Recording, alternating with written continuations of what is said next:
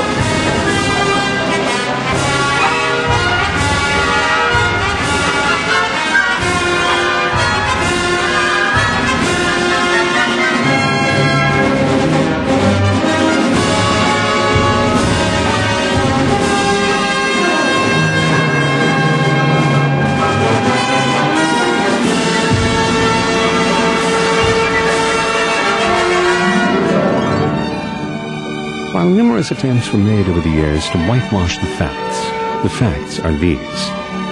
Herbert von Karajan joined the National Socialist Party of his native Austria on April 9, 1933, a full 5 years before the Anschluss, Hitler's annexation of Austria. A month later, he joined the German Nazi Party in Ulm, where he was then in his 4th year as director of the city's State Theatre. Karajan's apologists, primarily his record companies, suggested from time to time that he became a Nazi as a mere formality, and then only to obtain work. That argument is so patently ridiculous that it's hardly worth refuting. Many musicians held important posts throughout the war without ever becoming party members, and even after the war, Karajan made no attempt either to deny his associations or hide the fact that he continued to maintain pronounced Nazi sympathies. In the early 1930s, Karajan was fascinated by both the party's philosophy and its apparent organizational abilities. And his enthusiasm was duly and promptly rewarded.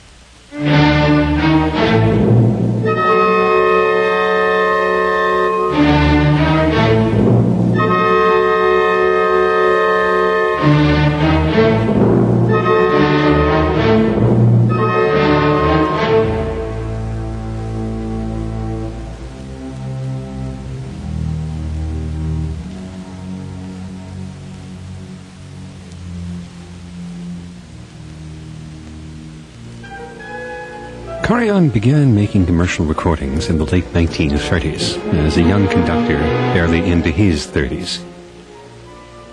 Without too much question, he would have risen rapidly even if he had not been a Nazi Party member. But then again, the support of no less a figure than Hermann Goering certainly didn't hurt. Nor was Karajan a casual National Socialist. When he discovered that his second wife was partly Jewish, he promptly divorced her in 1942. After the war, Karajan returned to his native Salzburg, where he lived in seclusion during his lengthy denazification process. Yet even before he was denazified, although how that could be done to someone who never made any public or private expression of guilt, remorse, or even regret about the past remains a mystery. His career was saved by Walter Legge, the German-born artistic director of English Columbia and founder of the Philharmonia Orchestra, who was more responsible than anyone else for the figure that Herbert von Karajan eventually became.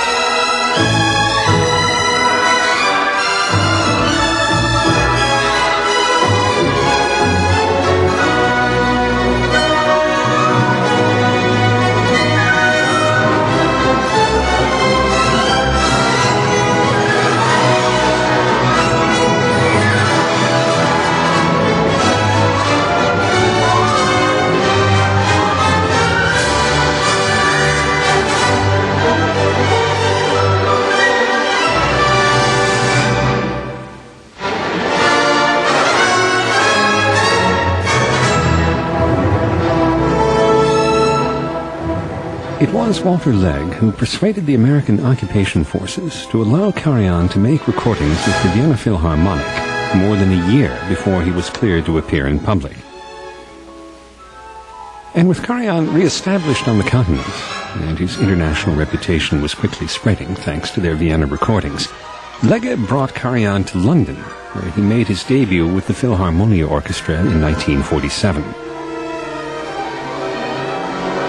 That a German conductor could be welcomed in the English capital only 2 years after the war was less the result of the British capacity to forgive and forget, which of course they never do, than the fact that Herbert von Karajan was a virtually unknown commodity at the time, and no one knew what sort of German he had been.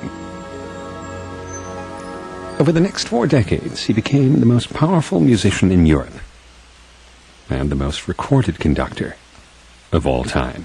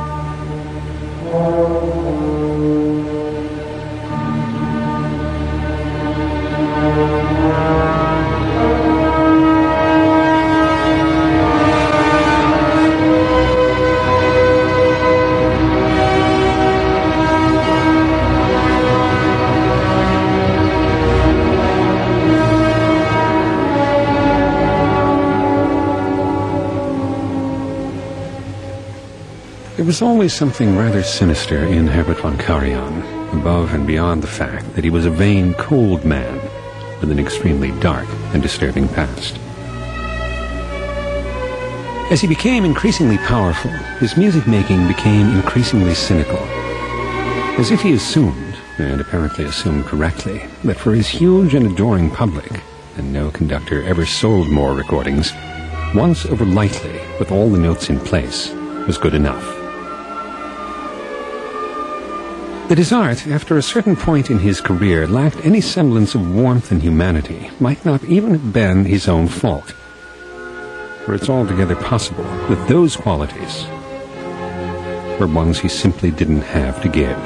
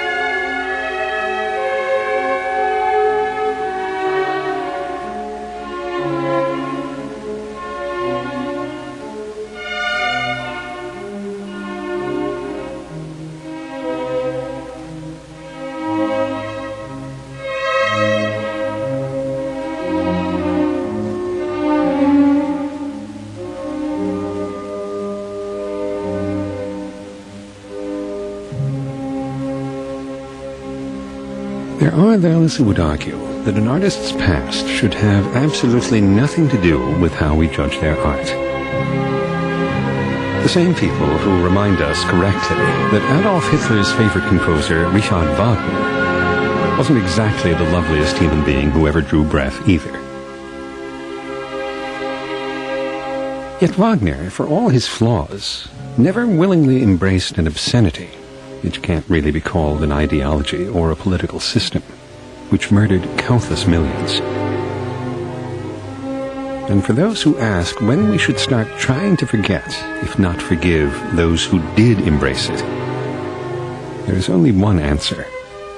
The only answer there can be, or has ever been.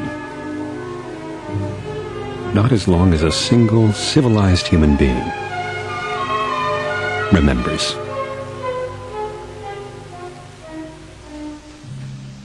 This is Jim Svejda.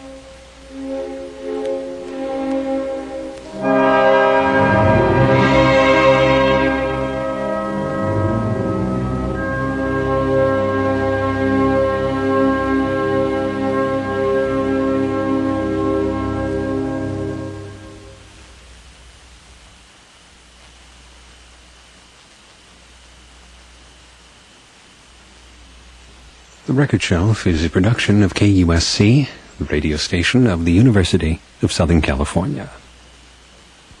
National broadcast of The Record Shelf is made possible by a grant from the E. Nakamichi Foundation, which is pleased to support quality programming in the musical arts.